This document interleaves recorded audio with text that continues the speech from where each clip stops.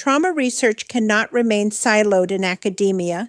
Its power lies in shared knowledge that fuels systemic change. CTRR invites clinicians, researchers, community advocates, the general public, and policymakers to join us in building a future where recovery is the norm, not the exception, and where resilience is nurtured in every neighborhood.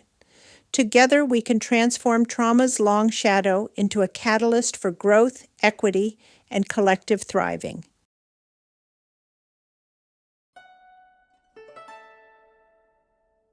The Journey of Grief and Mourning, Introduction. Grief is the internal reaction we feel after a significant loss, an ever-shifting mix of sadness, yearning, anger, anxiety, and even relief. Whereas mourning is the outward, culturally patterned expression of that grief through rituals, storytelling, and shared remembrance. Worden, 2018. Although early writers such as Kubler-Ross, 1969, popularized the idea of 5 stages, contemporary research shows that people do not move through grief in a neat sequence. Instead, they oscillate between confronting their loss and re-engaging with everyday life, a dynamic captured in the dual process model, Strobe and Schutt, 1999. Across cultures, continuing bonds with the deceased, whether lighting a candle, visiting a grave, or posting on a digital memorial page, are now recognized as healthy ways to integrate loss rather than let go. Klass, Silverman, and Nickman, 1996. Taken together, these insights frame grief as a lifelong journey of meaning-making and adaptation, not a pathology to be cured. Our aim in this presentation is to map the landscape of that journey. Key theories, mind-body impacts, cultural and spiritual dimensions, special forms such as anticipatory or disenfranchised grief, and evidence-based strategies that foster resilience. Ultimately, we will show that mourning is less about moving on and more about weaving the memory of what was lost into an evolving life narrative, an enduring testament to love.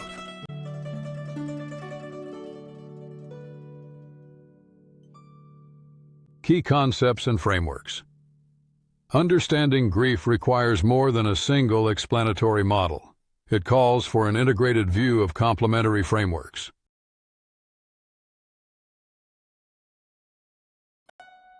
Kubler-Ross's 5-stage model, denial, anger, bargaining, depression, acceptance, introduced the idea that certain emotional themes reliably arise after loss, even though people move through them in highly individual, non-linear ways. Kubler-Ross, 1969.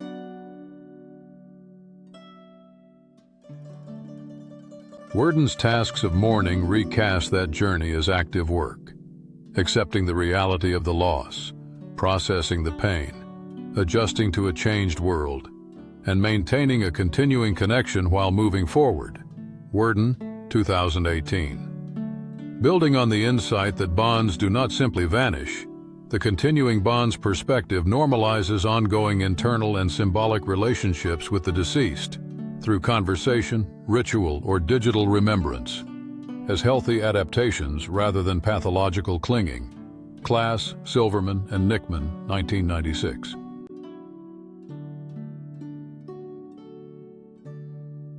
Research then showed that healthy coping also involves rhythmic oscillation between confronting and dosing grief. The dual process model describes this back and forth between loss-oriented activities, grief work, yearning, remembrance, and restoration-oriented activities, new roles, daily tasks, distraction, as an adaptive swing that protects the mourner's emotional bandwidth. Strobe and Schutt, 1999. More recently, meaning-making and narrative approaches highlight how bereaved people actively reconstruct personal and spiritual meaning, asking, "Why did this happen?" and "Who am I now?" to weave the loss into a coherent life story. Niemeyer, 2014, Park, 2010. Taken together, these frameworks reveal grief as a dynamic, culturally shaped, meaning-making process, rather than a series of rigid milestones, guiding clinicians and loved ones to offer flexible, person-centered support.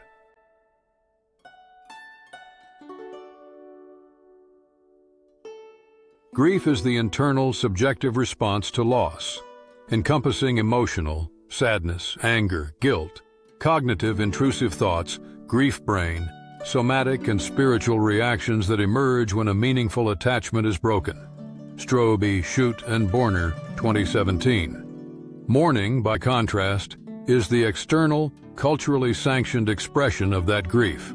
Funerals, memorial posts, storytelling, or private rituals that provide structure and social witnessing. Worden, 2018. The primary goals of grief work are twofold.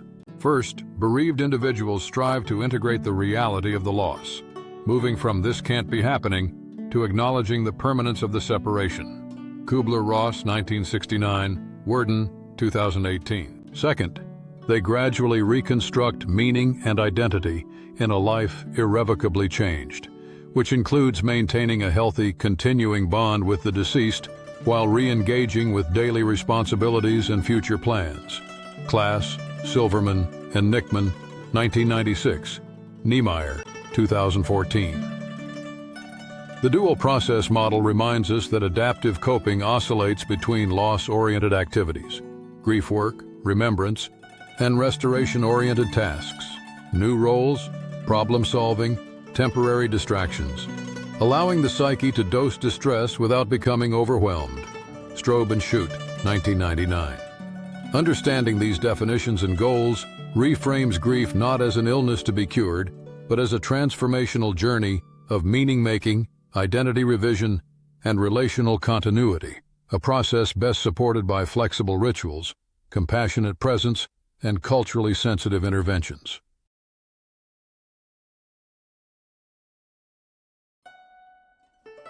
Major grief frameworks explained. Modern bereavement science rests on 4 complementary frameworks, each illuminating a different facet of the grief journey.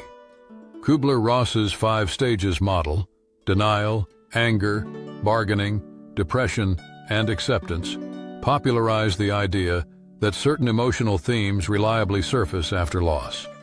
Contemporary scholars emphasize these stages are descriptive signposts, not a rigid checklist. Kubler-Ross, 1969.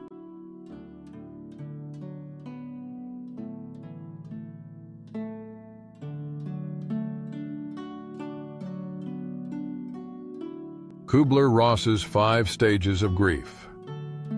Elizabeth Kubler-Ross, 1969, introduced the idea that mourners often encounter 5 recurring emotional themes: denial, anger, bargaining, depression, and acceptance. She derived these stages from interviews with terminally ill patients, later extending the model to bereavement. Importantly, Kubler-Ross never claimed the stages were rigid or sequential.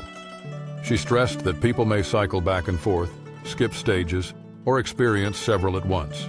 Contemporary studies affirm that most bereaved individuals display some but not all of these emotions, and not in a fixed order. Strobe, Schutt, and Borner, 2017.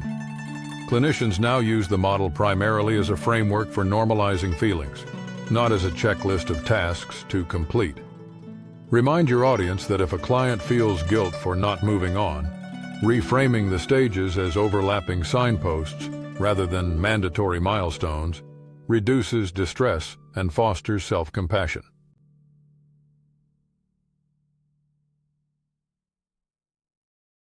Worden's 4 tasks of mourning. William Worden reframed bereavement as a series of active tasks rather than passive stages, emphasizing that mourners must do something to adapt to loss. Worden, 2018. Task 1. Accept the reality of the loss. The mourner gradually moves from psychological disbelief, "this can't be happening," to acknowledging that the person is gone and will not return. Viewing photos, attending the funeral, or telling the death story helps anchor this reality. Task 2. Process the pain of grief. Suppressing emotion often prolongs distress. Worden encourages confronting feelings, sadness, anger, guilt, even relief, to prevent complications such as depression or substance misuse.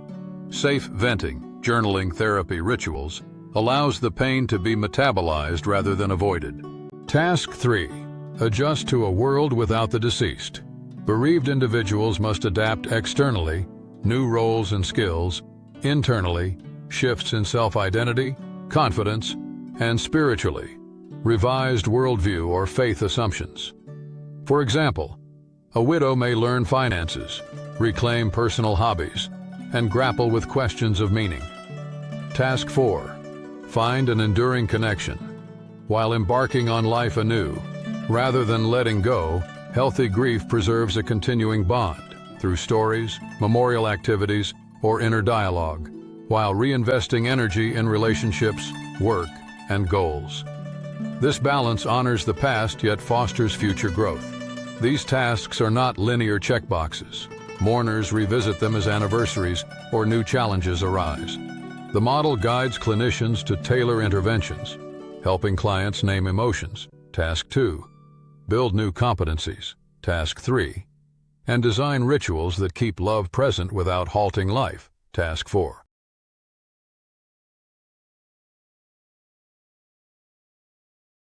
Continuing bonds and dual process coping.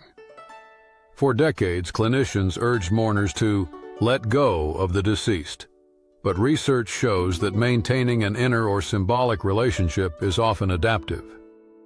The Continuing Bonds Perspective, Class, Silverman, and Nickman, 1996, reframes grief as a process of transforming, not severing attachment.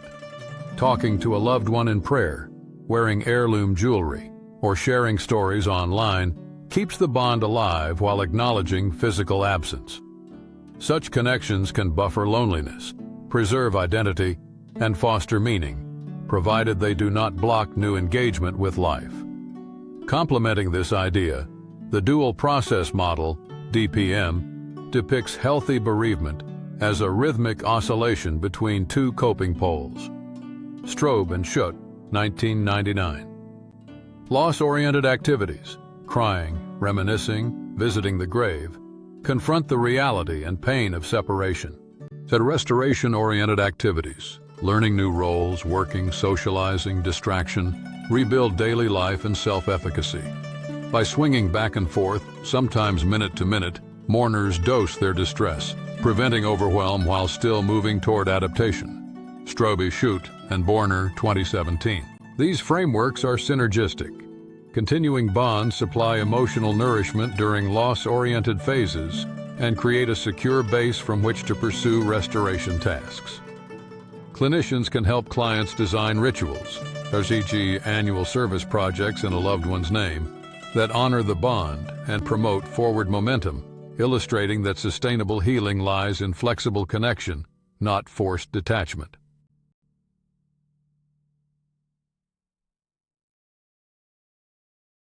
Pal says emotionally, most mourners oscillate between acute distress and periods of relative calm, mirroring the dual process model's loss versus restoration-oriented coping. When this swing is blocked by chronic rumination or rigid avoidance, symptoms can intensify into prolonged grief disorder, now recognized in DSM-5-TR. Cognitively, intrusive memories and what-if counterfactual thinking are common in early grief. Over time, narrative reframing and meaning-making help integrate the loss into autobiographical memory and restore executive focus. Key takeaway: grief is whole body and whole mind. Validating emotional surges while teaching cognitive self-care, sleep hygiene, paced decision-making, mindfulness, protects brain function, and lays the groundwork for adaptive meaning reconstruction. Emotional and cognitive impact of grief. Grief is first felt emotionally. Waves of sadness, anger, guilt, anxiety, even brief relief. But it also alters the brain's information processing systems. Neurocognitive reviews show bereavement activates limbic threat circuits and dampens prefrontal regulation, producing volatile mood swings and heightened stress reactivity.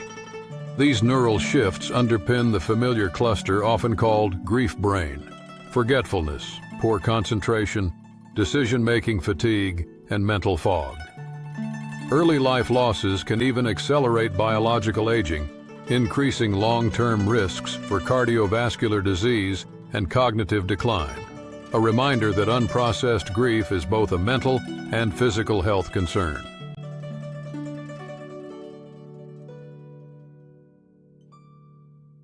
Loss reverberates through the body as powerfully as it does the mind. Acute grief often triggers a neuroendocrine stress cascade, heightened cortisol, adrenaline surges, and sympathetic nervous system activation. That explains the pounding heart, rapid breathing, and digestive upheaval many mourners experience in the first weeks. Stroebe, Schutt, and Strobe, 2007. For a vulnerable subset, that surge can culminate in stress-induced cardiomyopathy, broken heart syndrome, a transient but potentially life-threatening weakening of the left ventricle most commonly observed in widowed women. Buckley, Mihailidou, and Bartrop, 2012. Beyond the cardiovascular system, bereavement is linked to immune dysregulation, natural killer cell activity, antibody production, and wound healing all dip in the early months, which may explain higher rates of infection and slower recovery from surgery among the recently bereaved. Knowles, O'Connor, and Sherwood, 2020. Sleep disruption and appetite change compound the problem, contributing to fatigue, weight fluctuation, and metabolic strain. Chronic, unprocessed grief can also amplify somatic pain syndromes, headaches, back pain, gastrointestinal distress, through sustained inflammatory pathways. Fagundes and Wu, 2021. Taken together, the data underscore grief as a whole-body event, validating these physical manifestations and encouraging medical checkups, restorative sleep routines, gentle exercise, and balanced nutrition. Helps mourners protect long-term health while navigating the emotional journey.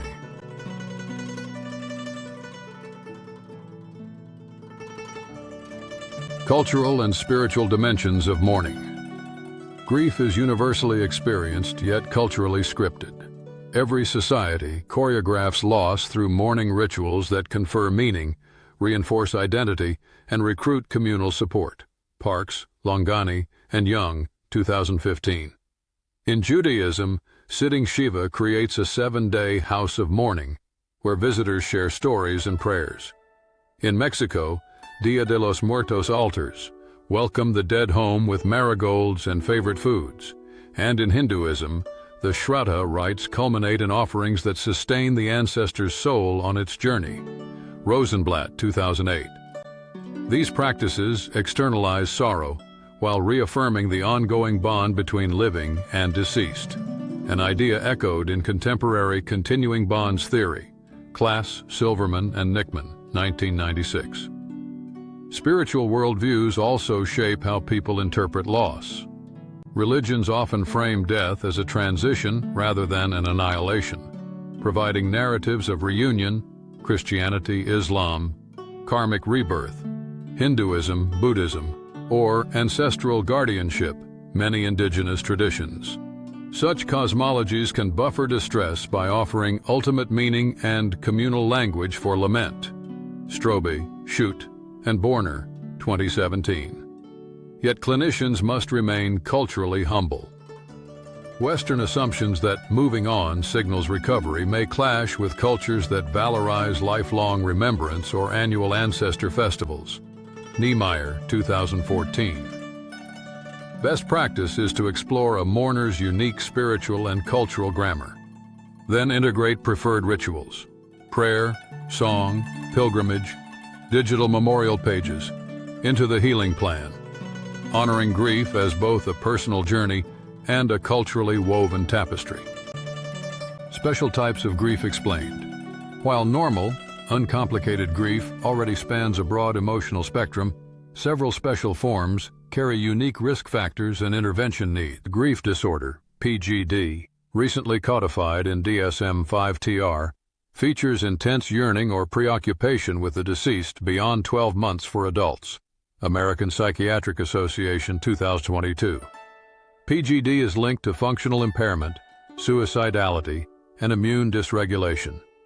Targeted treatments, such as complicated grief therapy, CGT, combine exposure, cognitive restructuring, and meaning-making to restore everyday functioning. Shear, 2015. Recognizing these variants reminds helpers that one size never fits all. Assessment should probe for unvalidated loss, pre-death stressors, trauma exposure, and duration of impairment to match each mourner with the safest, most effective support. Anticipatory grief emerges before an expected loss, most often during a loved one's terminal illness. Rando 2000. Care partners can cycle through many waves of denial, hope, and sorrow as each functional decline foreshadows the eventual death. Research suggests that acknowledging these emotions early can ease post-death mourning by allowing families to rehearse goodbyes and practical preparations. Funk et al. In 2018. Disenfranchised grief describes losses that society fails to recognize or validate, such as miscarriage, the death of an ex-partner, or a companion animal. Doka, 2002. Because mourners receive little public support, they may suppress emotions, heightening risks for depression and shame. Clinicians can re-franchise these mourners by naming the legitimacy of the loss and co-creating private or community rituals. Traumatic or violent, grief follows sudden, violent, or life-threatening events. Homicide, suicide, natural disaster, combining bereavement with post-traumatic stress symptoms. Neria, Nandi, and Galea, 2008. Hyperarousal, intrusive images, and survivor guilt can impede the narrative reconstruction needed for healing. Evidence-based care blends trauma-focused therapy, e.g. EMDR, with grief-specific work.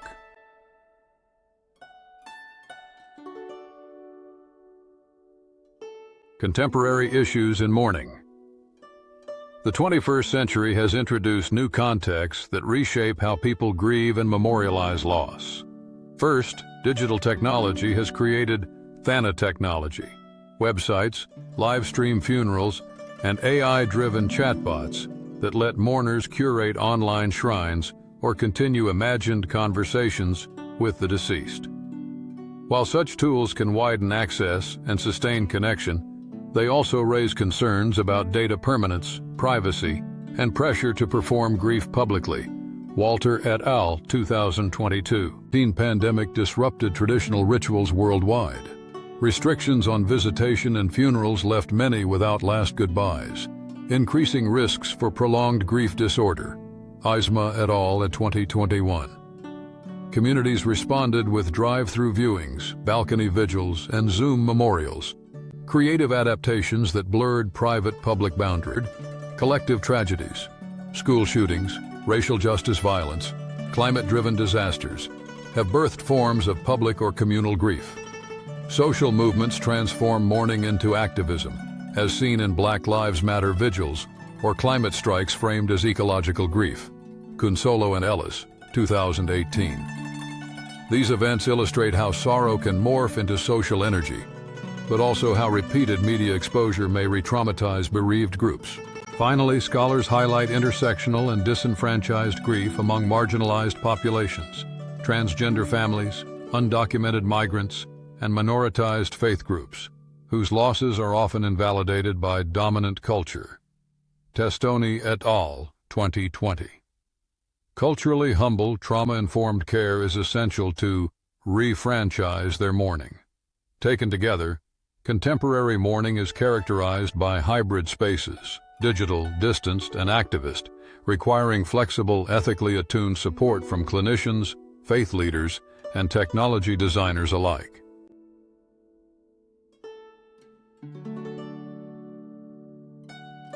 Coping and Intervention Strategies Overview.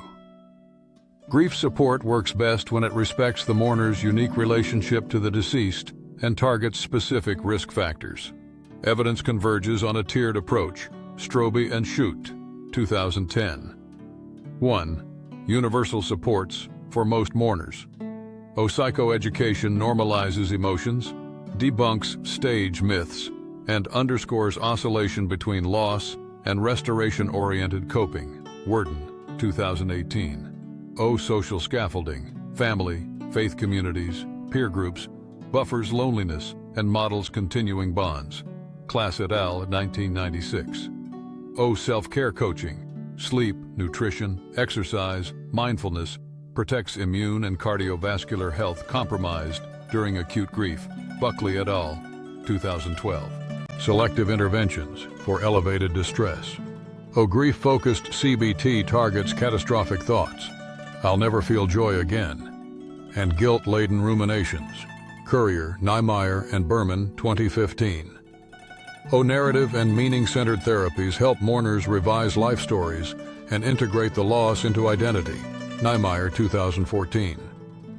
Group programs, e.g., Compassionate Friends, Grief Share, combine validation with skill building and mutual modeling. For prolonged grief disorder, traumatic bereavement, complicated grief therapy, CGT, blends exposure, attachment work, and restoration tasks. Randomized trials show large effect sizes for PGD. Shear, 2015. Trauma-integrated modalities such as EMDR or cognitive processing therapy reduce intrusive images and hyperarousal in homicide or disaster loss. Neria et al., 2008. Rituals and cultural practices, from shamanic healing to online memorial pages, are woven in to honor spiritual meaning and community norms. Parks, Longani, and Young, 2015. Across all tiers, clinicians are encouraged to refranchise disenfranchised grief, e.g. miscarriage, LGBTQ+ partner loss, by explicitly validating the attachment and co-creating personalized memorials. Doka, 2002. Ethical practice includes routine suicide risk screening, referral for pharmacotherapy when major depression co-occurs, and collaboration with culturally matched healers when appropriate. Ultimately, the goal is not to erase sorrow, but to restore flexible functioning, foster continuing bonds, and cultivate meaning that allows love and life to coexist.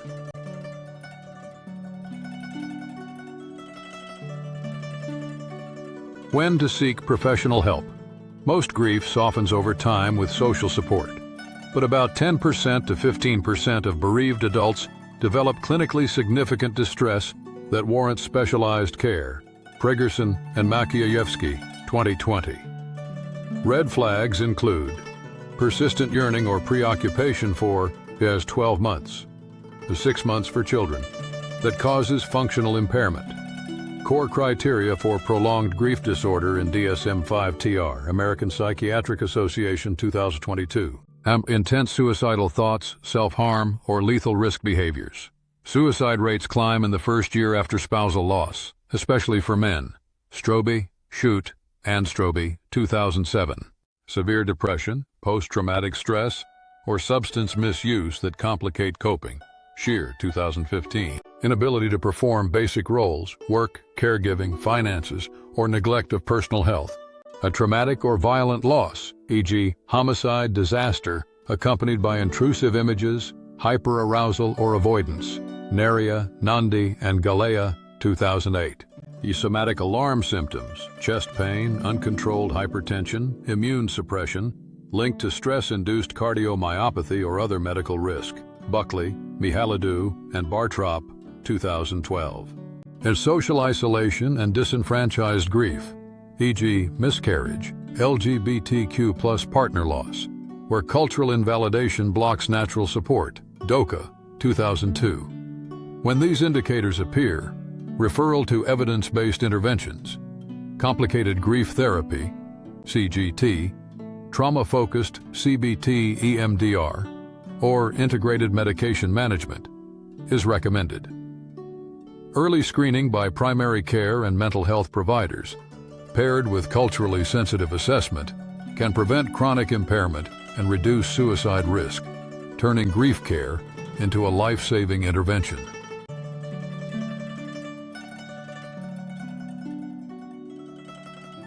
Key takeaways from the journey of grief and mourning. Grief is multidimensional and culturally scripted. It spans emotional, cognitive, physical, social, and spiritual domains, and its outward expression, mourning, is shaped by cultural ritual and belief. Parks, Longani, and Young, 2015.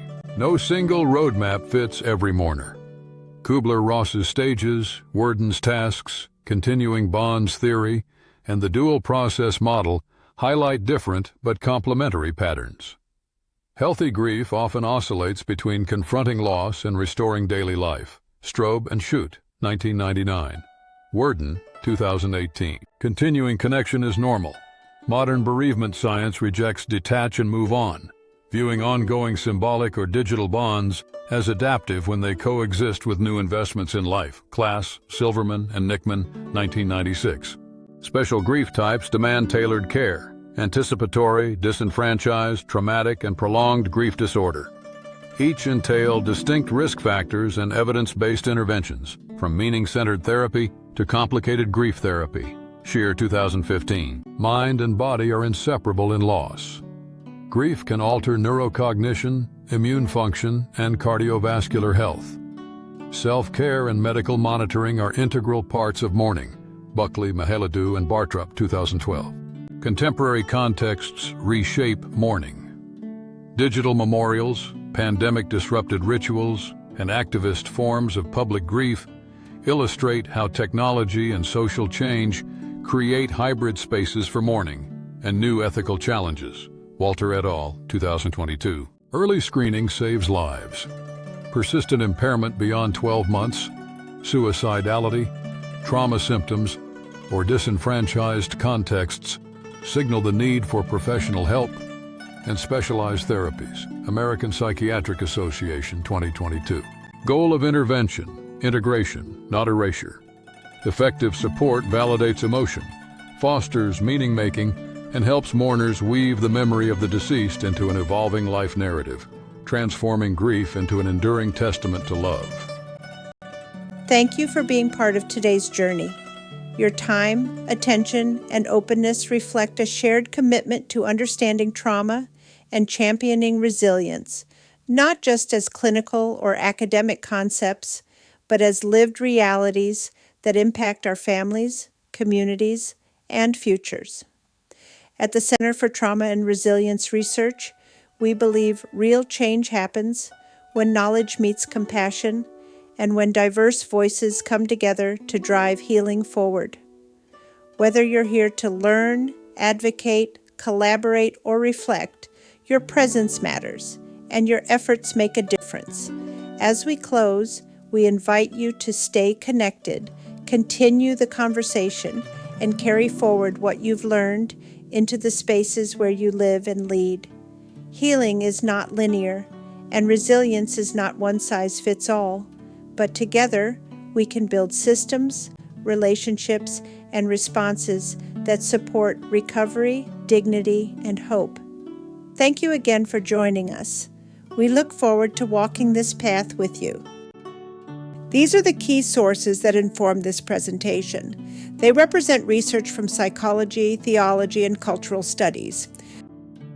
These are the key sources that inform this presentation. They represent research from psychology, theology, and cultural studies. These are the key sources that inform this presentation. They represent research from psychology, theology, and cultural studies. These are the key sources that inform this presentation. They represent research from psychology, theology, and cultural studies.